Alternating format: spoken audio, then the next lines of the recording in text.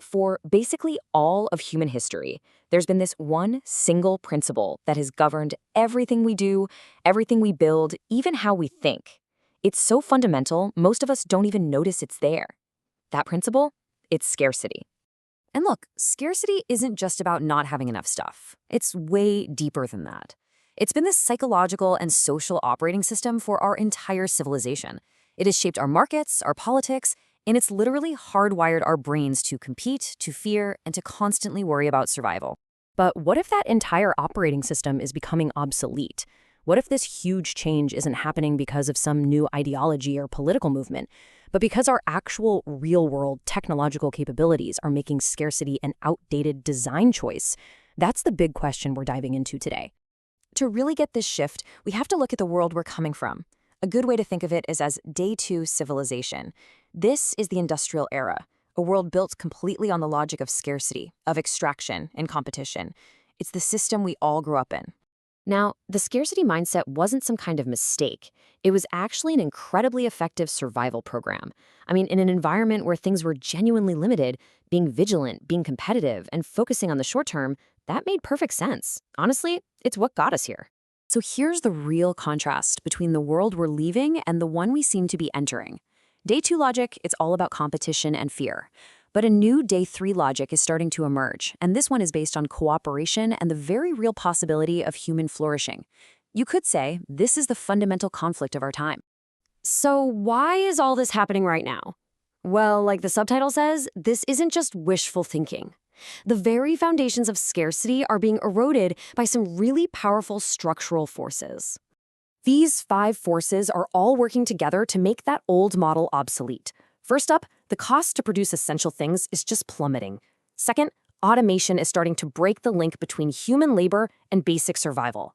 Third, digital information can be copied and shared globally for basically free. Fourth, regenerative systems, like circular economies, are actually proving to be more efficient than the old extractive ones. And finally, as people start to see this happening, that psychological grip that scarcity has on us, it begins to break. If you want the clearest proof of this tectonic shift, just look at energy. Energy is the master commodity. When it becomes abundant and cheap, everything else that depends on it, we're talking food, water, manufacturing, it all follows suit. Just look at this. The cost of renewable energy has absolutely collapsed, making it the cheapest form of electricity in all of human history. We are shifting from a system of energy extraction, which only gets more expensive over time, to one of energy harvesting, which keeps getting cheaper. This one shift destabilizes the logic of scarcity everywhere else. Okay, so the technology is changing. Big deal, right? Well, the most profound shift is what this does to us, inside our own minds. This is about a psychological reboot for our entire species. Think about it. For millennia, our minds have been wired for constant vigilance by the pressure of scarcity. But when survival is no longer threatened, that ancient fear-based programming starts to lose its purpose. The mind is then free to operate from a totally different place, a place of possibility, of creativity, and of long-term thinking. So that constant anxiety and that competitive urgency of the scarcity mindset, it just gives way to curiosity and creativity. We can shift from just lurching from one crisis to the next to actually planning for a better long-term future. This is a fundamental change in our cognitive landscape. And when millions of individual minds start to reboot in this way, it doesn't just stay internal. It inevitably reshapes our social fabric, and it changes how we all relate to one another. In a world of abundance, collaboration just becomes a more efficient strategy than competition. Why would you hoard resources when the supply is reliable? We begin to move from these rigid hierarchies that were designed to control scarcity to more flexible networks that are way better at coordinating and distributing abundance. So we've gone from technology to psychology to social patterns. Let's scale this all the way up. What does this mean for civilization itself? It means we get to write a completely new story. The very purpose of our institutions starts to shift. We transition from Day 2 survival systems into what we can call Day 3, the era of building, and even Day 4, the era of flourishing. Economies built around labor for survival can transform into cultures centered on contribution, where people are actually free to pursue their passions.